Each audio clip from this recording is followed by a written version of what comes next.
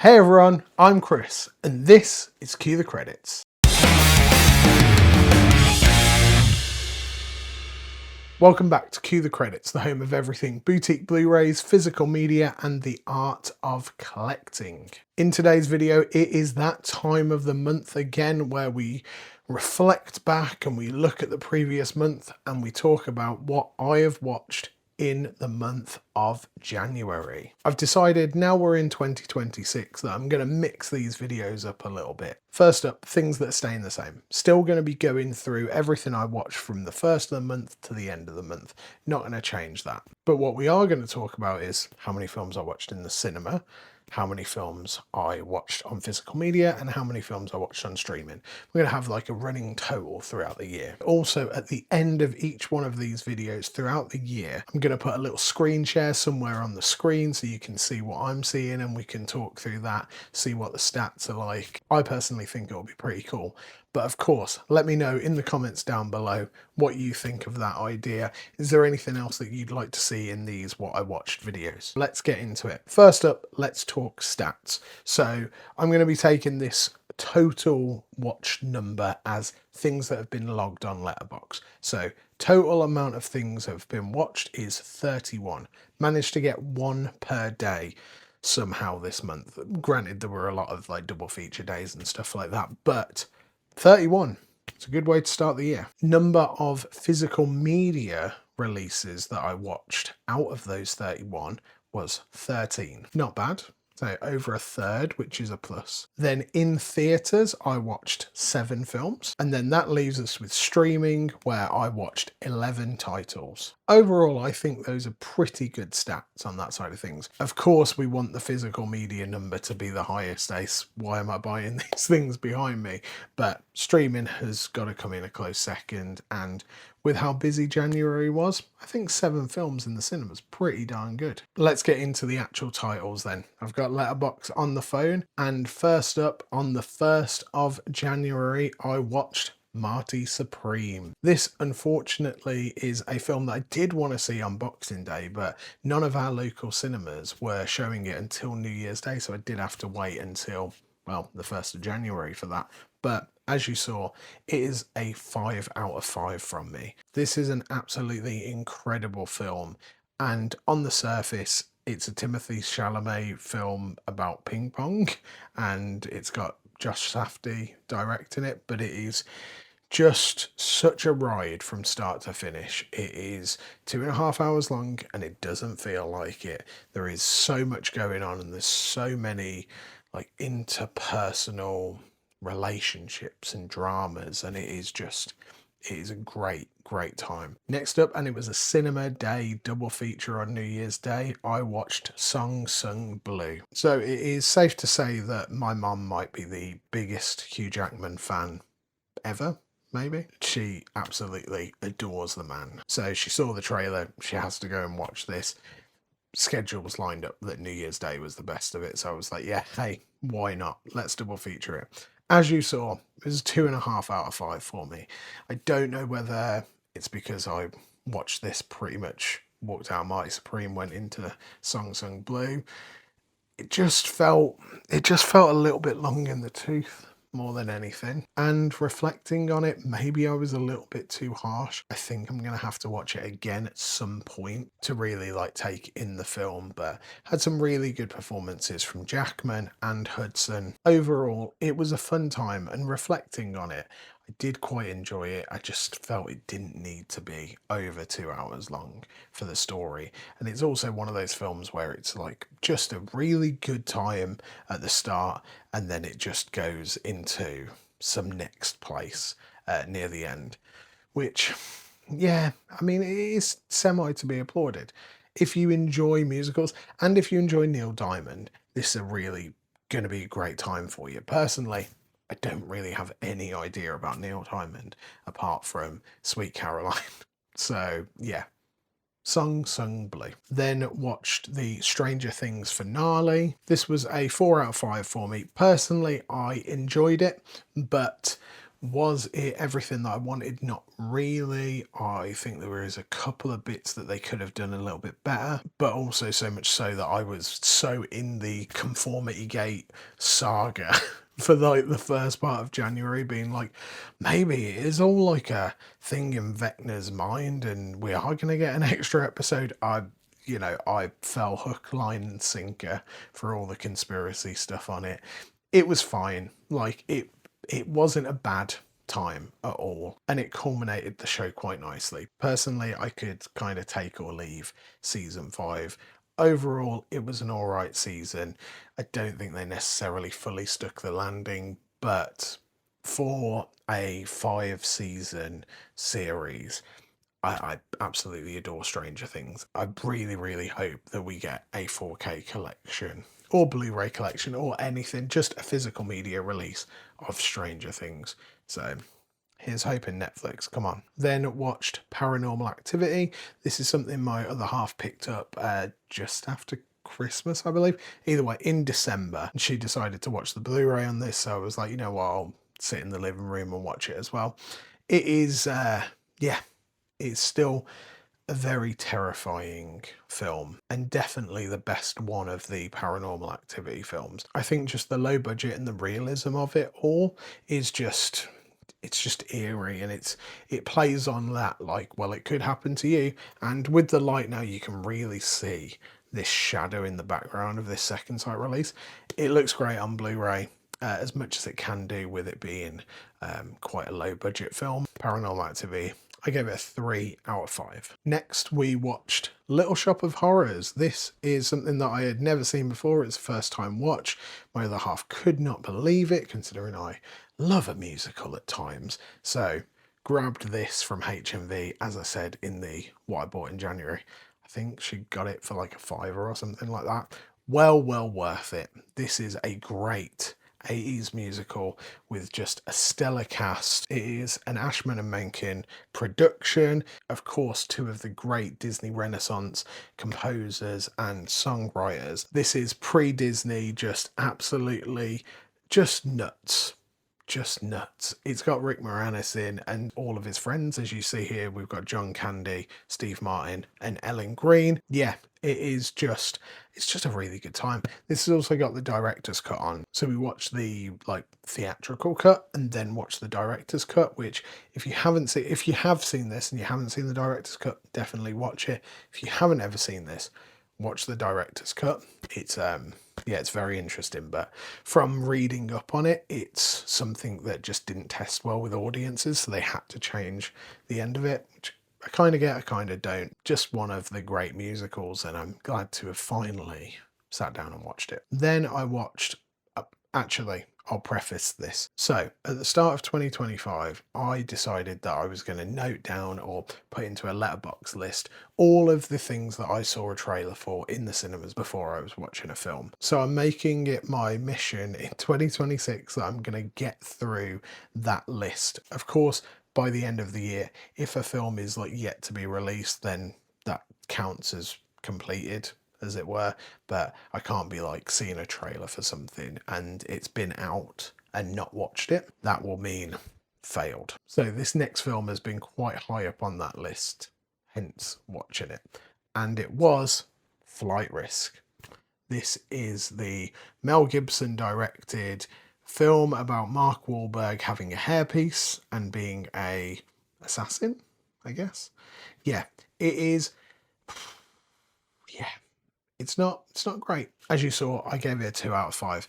Personally, it could have been really good, and there were a couple of very interesting set pieces, but the rest of it was just a bit boring. Gibson's normally pretty spot on. I mean, I absolutely adore Hacksaw Ridge, so seeing this, I was just a bit like, oh God, come on, mate. Also, Marky Mark's hairpiece was that kind of pushed it from a 1 to a 2, I'm not gonna lie. Then watched The Shape of Water. This is the Criterion 4K. Picked this up a couple of months ago and finally got around to watching it. First off, it is absolutely stunning. It is a beautiful release from Criterion. To be quite honest, this film is absolutely stunning anyway. It's a 4 out of 5 from me. As everyone knows, I'm an absolute die-hard Guillermo del Toro fan. this is no different. It is just an absolute beautiful love story, and I adore it. It's one of those films that I could just watch over and over and over again. Of course, brilliant performances by Sally Hawkins and Michael Shannon delivering just a spectacular villain performance as well. Shape of Water. Then, due to the absolute tragedy that happened in December to director Rob Reiner and his wife, wanted to watch a couple of Rob Reiner films, and the other half recommended that I finally watch Stand By Me. This is one of those films that have been sitting on the shelf in one of these wonderful Sony Pictures Classics sets, and I just never got round to watching it. It is a deeply emotional film and really just makes you think and ponder on friendship and people within your life. I gave it a 3.5 out of 5. I really enjoyed it. I think it's shot really well and it is paced quite well. There are a lot of downtime moments, but I think you need to sit with those emotions during this film to really appreciate it by the end. Stand By Me is a good time. Then continuing on the Rob Reiner tribute marathon thing, I watched The Princess Bride, another one of his films that I'd never watched. Do have this wonderful Blu-ray steelbook, and this is a testament to collecting films in your early 20s of being like, yeah, this looks cool, I got adult money now, I can buy stuff. But this was an absolute dream. 4.5 out of 5 from me. Andre the Giant is just spectacular in it. I know that he doesn't do too much in it, but he's just great. This was, yeah, I absolutely loved this film, and I'm so glad that I finally watched it. But it's also just a tragedy that we're not going to get any more Rob Reiner directed films. So yeah, The Princess Bride. Then watched Silent Hill in preparation for Return to Silent Hill later in the month. The other half was like, you've got to watch Silent Hill. And as you saw, it was 2.5 out of 5. It, first off, let's talk about the elephant in the room. Not Christopher Gans directing this and then deciding 20 years later that he wants to direct another one. I'm talking about Sean Bean's American accent. Why? Why did no one just go, Sean, can we stop you for a minute? Maybe don't do the American accent. It took me out of the film so much. But overall, it is, yeah, it's not a bad time. It's quite a serviceable like video game film, but it's nothing special. It's kind of boring. Like it kind of gets a bit like throughout, and yeah, it's fine. You're gonna have a relatively fun time throughout it, but it's not going to be winning any awards, and it didn't win any awards. Then after the travesty of showing the other half 300 on New Year's Eve, I needed to rebalance the Zack Snyder appreciation in the household, so we watched Watchmen. This is the ultimate cut. It's like 3.5 hours long.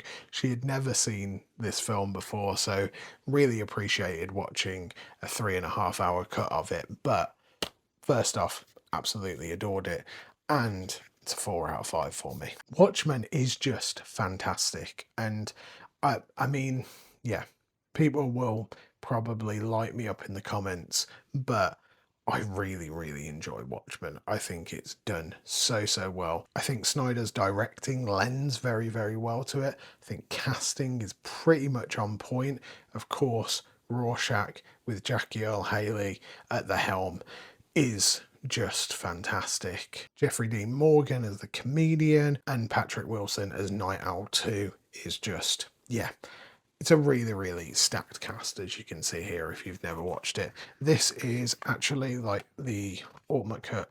It's really weirdly done. So we've got a really nice steelbook here, and they went, there's a bonus disc, but we can't fit it in the steelbook, so we're going to give you a sleeve so you can fit the bonus disc in there. Yeah, start of 4K, which was yeah, interesting, but still. Watchmen, the ultimate cut, well worth a watch. Also has Jared Butler doing the voice of the animated segments, which is really good. It's very akin to the actual graphic novel. So if you haven't, check out Watchmen. Then in preparation for the Oscars, I always try and do a Best Picture rewatch. So started that off with, of course, Sinners. This is my film of 2025. It's a 5 out of 5 for me. It looks spectacular. It sounds spectacular. It is hopefully going to be the Best Picture winner, but I have a feeling it also could be one battle after another. Haven't watched it yet. Should be next month. Sinners is spectacular. I did watch this before the Oscars nominations got announced, and Sinners got the record-breaking amount of 16 Oscar nominations, which is phenomenal. I am so glad that it is getting the recognition that it deserves. Yeah, of course, I have had my moans about this steelbook, but it doesn't change the fact that everything on the disc is just A1. And then, because we didn't get enough Jack O'Connell in Sinners, we watched 71. This is a 2015 war film set in the 70s during the Troubles in Northern Ireland. British troops were deployed within Belfast to try and keep the peace, as it were. And this film follows Jack O'Connell, who plays Gary Hook, who is a young and upcoming soldier, as he gets separated from the rest of his regiment and has to basically make it through Belfast throughout a night. This was a 3.5 out of 5 for me. Really nail-biting stuff. It is quite a dark film. The Blu-ray definitely helped with that. I think streaming would have struggled, but it is a really good performance from Jack O'Connell. I don't want to spoil it too much, but it is a really good film. If you can grab the Blu-ray or DVD or watch it on streaming, I would definitely recommend it. A lot of people sleep on Jack O'Connell, and I don't get it. Don't get it at all. Like, he deserves some flowers. Then watched John Candy, I Like Me. This is a 2025 documentary about John Candy. It is a really interesting look at his life and being able to see some things that you wouldn't really get to see. You get a lot of good talking head segments from a lot of like SNL alums and the big comedians of the 80s, as well as his family. It is a really heartfelt documentary, and if you like John Candy, well worth a watch. Then another couple of films off the trailer list that I had. First up, I watched Here. This is the Robert Zemeckis film starring Tom Hanks and Robin Wright that is set in, well, effectively the camera is set up in one spot and you are seeing the world from that spot, and you are seeing from like dinosaurs to like mid 2020s. And this was a 2 out of 5 for me.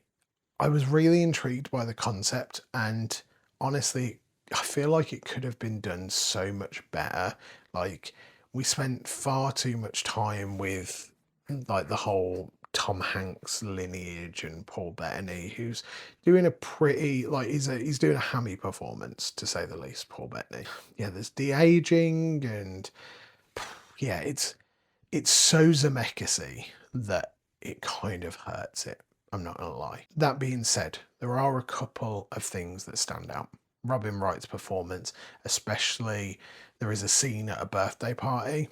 She absolutely nails that. That was spectacular. There is also parts where you're just like, Bobby Z, you need to like wind back the fact that you were growing up in the 50s, because there are bits in present day during COVID times, and yeah, some of the things are just, they're very questionable. Also, for some reason, they just don't let you figure anything out at all. It's very like cut and dry, and it will be said to your face what's going on. For example, in the COVID times, there is a housekeeper and she sprays some stuff and goes, and then smells a flower and goes, and you're like, okay, she's got COVID. She can't smell anything. And then it literally goes, oh my God, blah, blah, blah, got COVID. And you're like, we know. You don't have to tell us. We understand the concept that she is sick. Then watched The Penguin Lessons, another one off the list, 2.5 out of 5. It is, yeah, it's a movie. Steve Coogan has got a penguin friend that he adopts, and there's also a military coup going on in the South American country where he is. It was, yeah, I can't say that it was better than Here, but it was equally as like, yeah, this is fine. Like, yeah, I enjoyed the Penguin. The Penguin was fun. So that's the Penguin lessons. Then, as it is the 25th anniversary of the Fellowship of the Ring, we watched the Fellowship of the Ring. We were actually hoping to watch this in the cinemas, but we ended up going to a concert on the same day that this was showing, so watched it the week before, comfort of the home, on this wonderful 4K extended edition. What more can I say about one of the greatest films ever made? It's a 5 out of 5 from me. Potentially my favourite one in the Lord of the Rings trilogy. I absolutely adore it. Fellowship of the Ring. I'm going to try and burn through these as quickly as possible for you now, because I realise that we're not even halfway through the month, which is, yeah, a lot of films. Next, watched Jeepers Creepers 2. This was a pick from the other half. 3 out of 5 from me. Really, really impressed that they actually spend like over an hour just inside a school bus for the majority of it. It is a tense, goofy, camp horror film. I really, really enjoyed it. It's just a fun horror film. Then watched Up in the Air. This was a 4 out of 5 from me. This is the 2009 Jason Reitman film with George Clooney and Anna Kendrick. It is a very interestingly placed concept film with George Clooney's character, who is basically like a traveling severance package man. Basically, he goes around and fires people, and then Anna Kendrick's character is brought in because she has got some like new tech that can do everything remotely and you don't have to do it in person, and you know, the two worlds clash. There is also a really nice romantic subplot with Clooney and Vera Farmiga, which has a beautiful through line throughout the whole film. As you saw, 4 out of 5 from me. It's well worth a watch. Then watched Hamnet. This is of course one of the Oscar frontrunners, especially for lead actress with Jessie Buckley.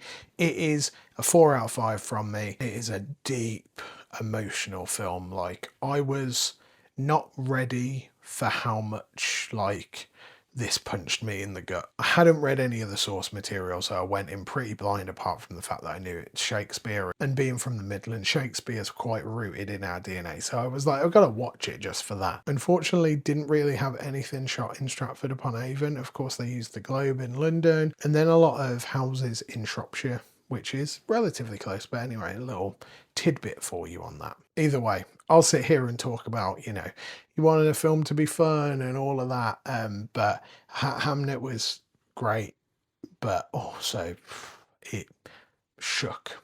I am shook. Then watched Lord of the Rings, The Two Towers. Actually watched this in the cinema, but I'll use this as like a placeholder. 4.5 out of 5 from me. Spectacular follow-up mid part of the trilogy. Of course, it's just a great time. It loses that half a star just for a little bit of the slowness, mainly just the stuff in Fangorn Forest with the Ents and stuff like that. I absolutely adore Helm's Deep, the Gandalf storyline, Rohan, but yeah, that bit with the Ents kind of knocks it down. It's definitely, you know, I'd always watch Fellowship over this, but I do go back and revisit quite a few scenes from Two Towers. Still a spectacular film. We're really like, I'm picking hairs to have issues with the Lord of the Rings trilogy, because it is my favourite trilogy. Then rewatched Love and Other Drugs. This was pretty much in the same row as Stand By Me, and I saw it and I was like, you know what? I need to rewatch that. It's a 3.5 out of 5 from me. It is a story about Jake Gyllenhaal's character being a pharmaceuticals sales rep, and then Anne Hathaway's character being a patient in one of these clinics. It is I guess it's a rom-com technically. It's more of like a rom-dark comedy, but it is a very good time. It's easily one of my favourite rom-coms from like the last probably 15 or so years. Yeah, had to check. It came out in 2010. It's definitely up there. Then rewatched K-pop Demon Hunters. And Dan, this is for you. For some reason, the songs earwormed in my head that week, and the other half was like, oh, should I watch it? Shouldn't I watch it? So we ended up watching it, and it got an extra half a star. You know what? On a rewatch, it's pretty good. I enjoyed it a second time around. I think it's pretty much a shoe-in for the Best Song Oscar, probably just because of the buzz that is around it. It is a beautifully animated film and the songs are catchy. Though I would say being a quite westernized version of K-pop, it's not necessarily a bad thing. It opens the door up for me personally, because I'm not really a fan of K-pop, but this is a this is a really fun time. So it's available on Netflix, and I'm sure if you're watching this, you've probably watched it, and if you haven't, go and check it out. It's a fun 85 minutes. Then rewatched, but first time watched, Titanic on 4K. Now, I have been being asked to get this and watch it and review it, and here it is. It looks incredible. It sounds incredible. Some of the CGI doesn't hold up though, but we'll give it a pass considering it's 27 years old. This is easily one of the greatest love stories ever made. It's a 4 out of 5 for me. It looks incredible on 4K. There are over 15 hours of extras on this, which is just next level. And yeah, Titanic on 4K just is gorgeous. That's my quick little review. Then had a horror cinema double feature day. First up was Return to Silent Hill. Guys, it was really bad. Don't do it. Don't waste your time. I gave it a half a star. It's awful. It doesn't follow the game. Not that I have played the game, but I've got it on good authority from friends who have played the game that it is nothing like the game. It looks just, you know what, actually, for the first 10-15 minutes, I was like, actually, you know what, I can kind of sit into this universe. It doesn't look awful. It's got quite an interesting flair to it. No, as soon as it turns to Silent Hill, it looks ass. Just absolute ass. If I could rate it lower than half a star, I probably would. Don't do it. Then thankfully cleansed our palate with 28 years later, The Bone Temple. 4 out of 5. So much better than the first 28 years later. Nia DaCosta absolutely smashed it out of the park directing this one. Ralph Fiennes is just on fire. Jack O'Connell, as I said earlier, is slept on. It's just a really good time. It's brutal. They're really brutal in some parts, and the last 15 minutes is just next level, but well worth a watch. If you are watching this and it's still in cinemas, I would absolutely recommend going and seeing it on the big screen. We saw it in Screen X, which is the projection thing where you've got the screen in front of you, of course, and then you've got screens on each side. I wouldn't recommend doing that. I don't know whether it's just our cinema, but our side screens were so bright that they were blowing out the center screen.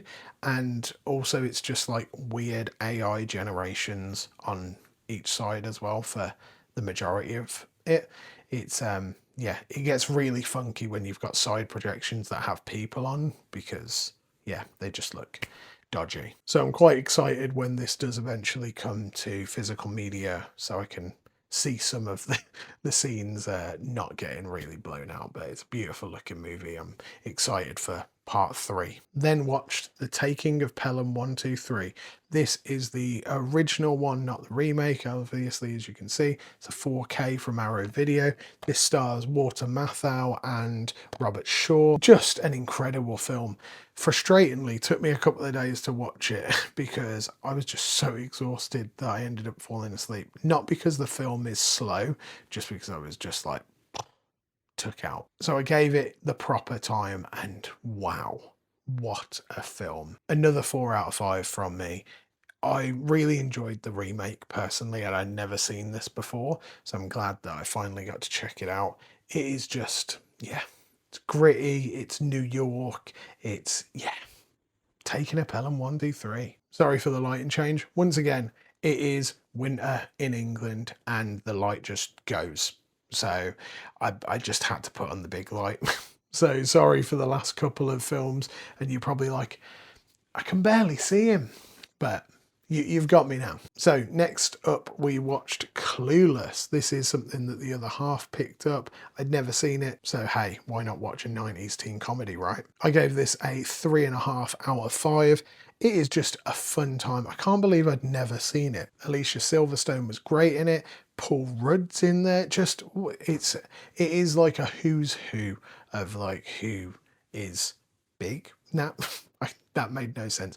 It's got a really, really good cast, and you look at loads of them and go, oh my God, look, it's Donald Faison. I don't know what I'm talking about. I've been talking for a while, guys.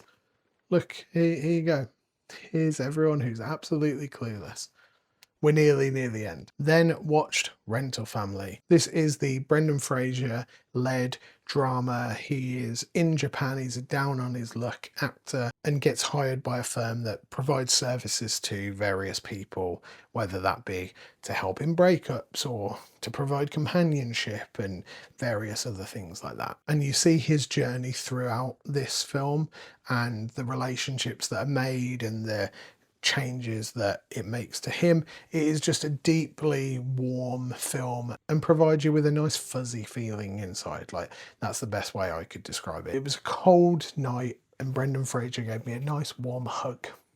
I gave it 4.5 out of 5. Like, absolute comfort movie. Like, it could be one of those films that it's like a rainy, nasty day outside and you pop on Rental Family and you just be like, this is nice. It's a nice film. Then watched Ricky Gervais' Mortality. Didn't give this one a rating.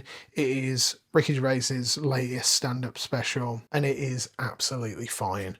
Like, there's a couple of decent jokes in there. It comes in at under an hour, and yeah, are we done with Ricky Gervais? Like, is that the end of it? Not from a cancellation part, but it's just very much like, he's not giving what he used to, let's just say that. And the final film was 3,000 Years of Longing. I'm just trying to clean up my George Miller filmography. I'm gutted that I never got to watch this in cinemas when it got released. It is a pretty serviceable film.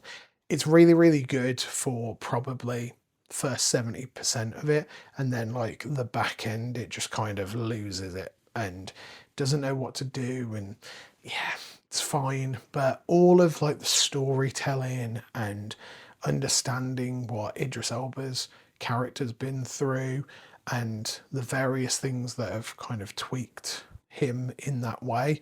Tilda Swinton does a great performance across from Idris, of course, and yeah, it is a good film that I would recommend you check out, but just know that the ending falls a bit like, oh, we're there, oh, it's okay, cool.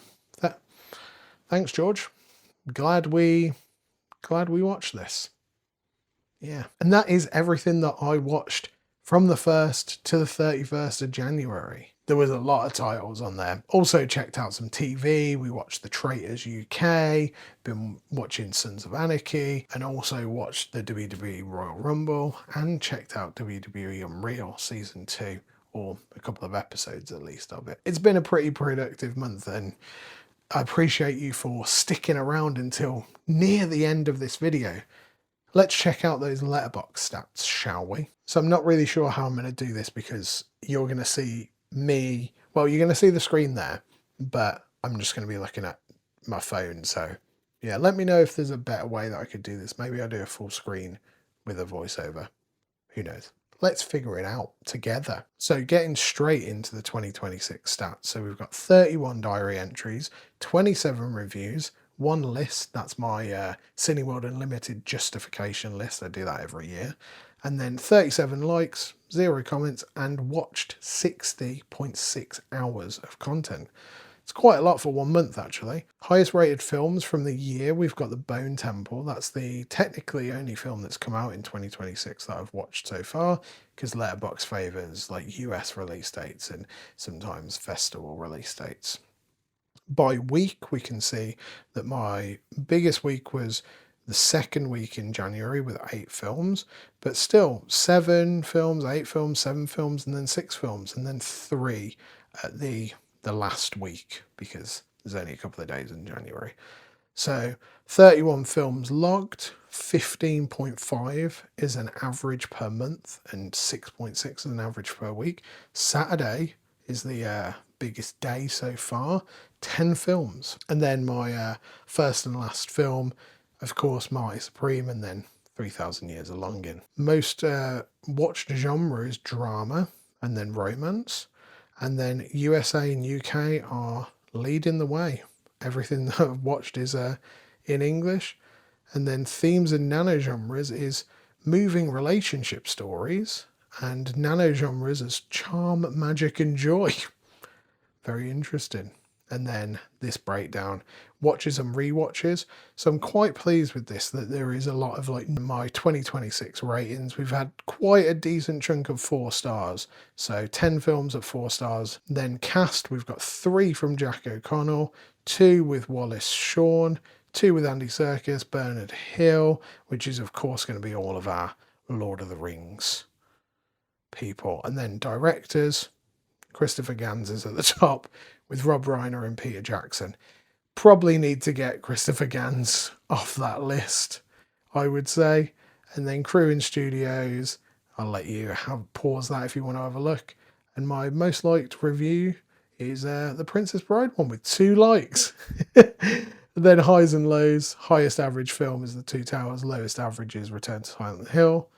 And then obscure, newest film, and oldest one, longest and shortest. Nice.